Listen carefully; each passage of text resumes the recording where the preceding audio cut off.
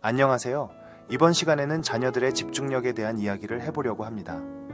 아이가 집중하고 이해하는 능력을 부모가 개선할 수 있을까요? 아이의 생각을 밖으로 꺼내어 확인하는 방법을 통해 아이의 집중력을 높일 수 있습니다. 논리적 사고보다 더 중요한 것은 사고의 추진력을 잃지 않는 일입니다. 집중력은 학습에서 이해력의 선행 조건입니다. 자녀들의 집중력을 키우기 위해 부모님들이 일상에 실천할 수 있는 구체적인 교육 방법을 소개하기로 하겠습니다. 어두운 밤 미국의 어느 외곽도로 트레일러 한 대가 코너길에서 중심을 잃고 미끄러집니다. 인근의 집에 충돌하고 집은 절반이 부서집니다. 잠시 후 사고를 수습하기 위해 구급대원과 소방대원들이 모여듭니다. 수습 과정 중에 모든 대원들이 반파된 집 앞에서 놀란 표정으로 멈춰 서 있습니다. 그 난리 중에도 부서진 집 안에는 아기와 엄마가 평화롭게 잠자고 있습니다. 그때 마침 아기가 울기 시작합니다. 엄마는 잠결에 팔을 뻗어 젖병을 집어 아이 입에 물려줍니다.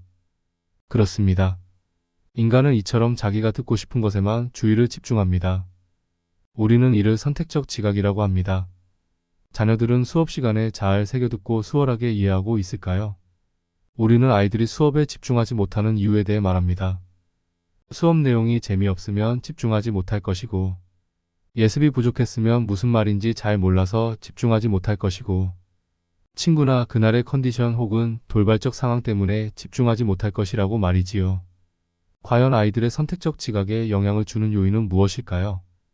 다양한 요인들이 있을 수 있습니다만, 여기서 주변 상황이나 분위기 같은 외부적 요인은 제외하고 이야기하기로 합니다. 또한 자기 효능감이나 학습 동기, 도전감 같은 정서적 요인들은 다음 시간에 더 자세히 알아보기로 하겠습니다. 이 시간에는 단지 인지적 이해라는 한 가지 측면에 대해서만 살펴보도록 하겠습니다. 아이가 아무리 선택적 지각을 했더라 하더라도 이 선택과 지각을 얼마나 오래 유지할 수 있을까요? 선택과 지각 이후에 원활한 이해 과정이 지속되지 않는다면 주의와 집중은 곧 사라지게 됩니다. 저는 아이가 집중력을 잃어버리는 현상을 생각의 끈을 놓친 결과라고 해석합니다. 인간이 생각의 끈을 놓치는 현상은 대부분이 인지적 부하 때문에 발생합니다. 인지적 부하란 생각하고 이해하는 과정에서 사고의 회로가 과열되는 현상입니다. 뉴사우스 웨일스 대학의 존 스웰러는 이러한 인지 부하를 세 가지 형태로 구분합니다. 예를 들어 여러분이 어떤 이야기를 집중해서 듣고 있는데 이야기하는 사람이 주제와 전혀 상관없는 이야기로 불쑥 넘어가면 여러분은 생각의 끈을 놓치게 됩니다. 집중해서 듣고 있는 주제와 갑자기 나타난 전혀 다른 주제, 이렇게 두 개 이상의 주제가 중첩되면서 생각의 흐름을 방해할 때 내재적 인지부하가 발생했다고 이야기합니다.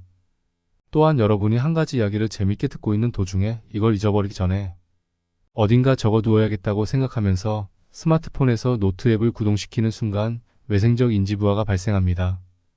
현재 이야기를 이해하려는 인지적 노력 이외에 스마트폰을 구동시키는 일에 인지적 노력을 분산시켰기 때문입니다. 마지막 종류의 과부하 현상은 연속적인 스키마 획득에 혼란을 겪는 본원적 인지 부하입니다. 설명을 듣고 있는 과정에서 현재의 내용을 이해하기도 전에 바로 이어서 새롭게 등장한 지식을 이해해야 하는 부담 때문에 발생합니다. 이 현상들을 학술적으로 이해하실 필요는 없습니다. 인간이라면 누구나 학습이라는 과정에서 필연적으로 겪게 되는 자연스러운 현상입니다. 중요한 것은 이러한 인지 부하를 극복하는 방법입니다. 어린 시절부터 인지 부하를 극복하고 생각의 끈을 단단히 붙잡고 있을 수 있는 능력을 훈련해야 합니다. 저는 교육 분야에서 시사할 점이 많은 나라인 핀란드의 교육 방법을 권해드리고 싶습니다. 하나는 이야기를 적고 대화하기이고 다른 하나는 이야기를 그리고 대화하기입니다. 초등학생 자녀를 두고 계신 부모님이라면 모두에게 유용한 방법입니다. 이 방법에서 유념해야 할 조건은 시간입니다. 정확히 말하면 지속 시간입니다. 보통 자녀들이 무언가 말을 꺼내고 이야기를 시작하면 몇 분이나 지속하는지요? 아마 대부분의 아이들이 1분 넘게 무언가를 설명하는 경우는 드물 것입니다. 아이들이 점점 고학년이 되어가면서 심리적 거리만큼 말수가 줄게 되는 법이니까요. 먼저 이야기를 적고 대화하기는 아이가 말하는 이야기를 부모가 기록하는 데서 시작합니다. 의견이나 경험을 소재로 하는 일상의 이야기도 좋고 아이의 창작 스토리라도 좋습니다.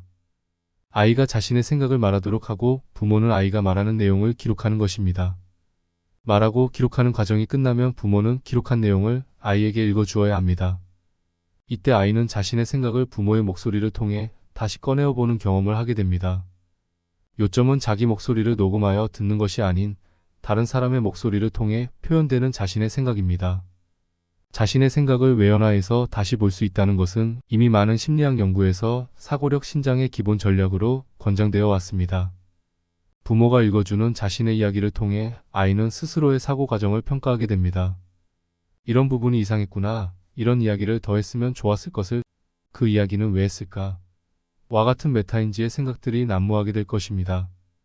또한 자신의 이야기를 헌신적으로 기록하는 부모를 보면서 정서적 유대감을 키우는 데도 도움이 됩니다.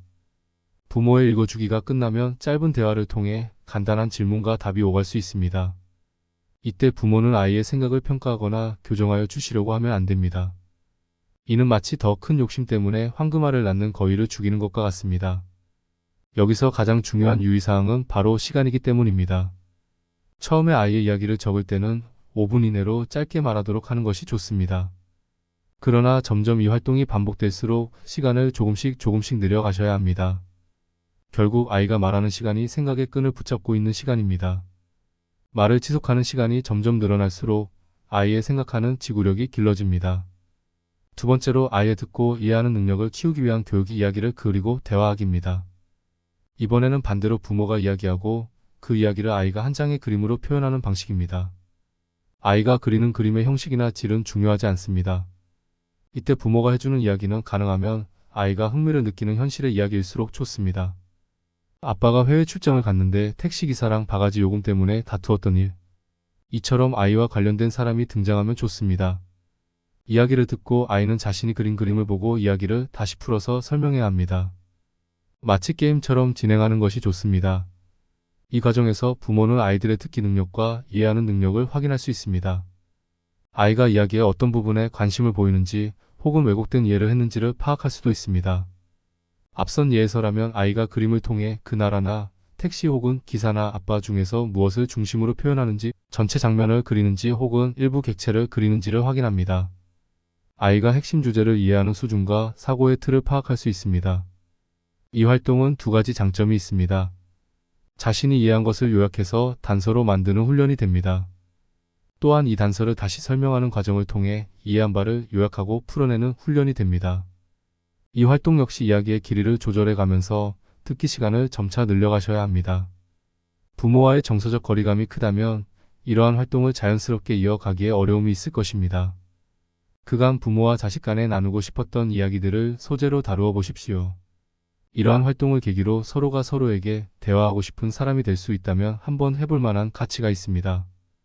결국 이렇게 형성된 정서적 신뢰감이 서로의 생각에 집중하는 계기가 될 테니까요. 끝까지 들어주셔서 감사합니다.